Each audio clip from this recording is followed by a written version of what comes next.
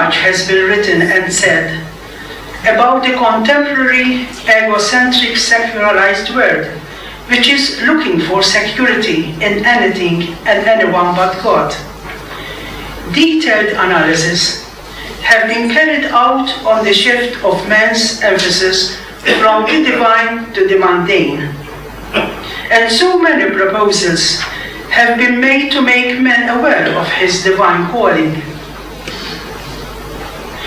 Religious vocations are not so common nowadays. Pope Benedict in 2008 encouraged us to rediscover our roots, to go back to the basics. Considering that even religious life can become secularized, nothing is more true than Pope Benedict's statement. What are the roots of Christianity? What does it mean to be a Christian? What makes one surrender all to follow a life consecrated to God? Is the spirit of commitment to the community, the trademark of a religious vocation, still relevant to the contemporary world? Christianity is the conviction that God loves men in spite of man's obstinate nature. God so loved the world that he gave his only Son to be crucified, thereby releasing men from a deep frustration of hopelessness and helplessness. Christianity is a loud proclamation that the crucified Christ is risen, and that man's ultimate goal to achieve perfect happiness is within reach. The mission of the Christian is to make Jesus a tangible reality in everyday life, not simply an object of pious devotion. Without Jesus, the cross, which each and every one of us has to carry, is bound to become too heavy a burden and makes men indulge in an alienated, self-centered existence. All religions preach that man should seek out God, but it is only Christianity that teaches the contrary. That God, the divine loving Father, is the first to act, to seek out the individual and intervene in his personal life. For us, God is not just the subject matter of theological studies, which can become a cold intellectual pursuit of a remote divinity. On his part, the Christian, the follower of Christ, has to heed God's calling, and like a true son, respond not only with his mind, but with his heart, making his experience of Jesus an intimate love affair.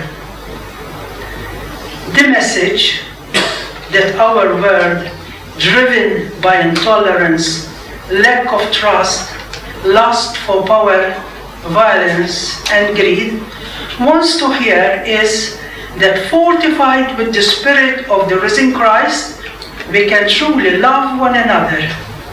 We can show commitment to one another and to humanity. This is what we, living a communal life within our convents, are here for.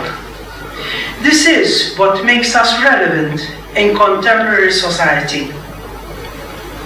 In his message for the 54th World Day of Prayer for Vocations, Pope Francis, in November 2016, referred to the two aspects of the religious vocation: the disposition on the part of the individual to listen to God's calling, to go out from ourselves, and the role of an ecclesial community, the Church, where God's call is born and nourished.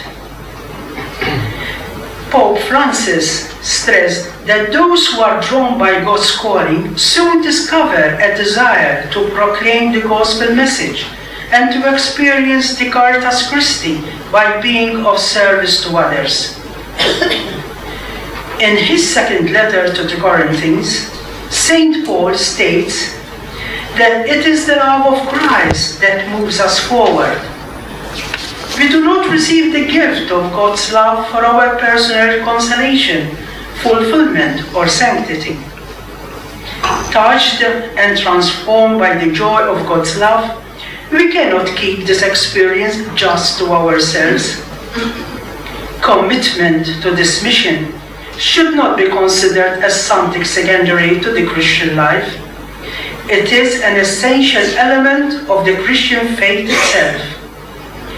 A relationship with Jesus means being sent out into the world as witnesses of his love. This is the message that the world wants to hear. In all its history, the world has never refused to listen to a true and genuine witness of the Christ.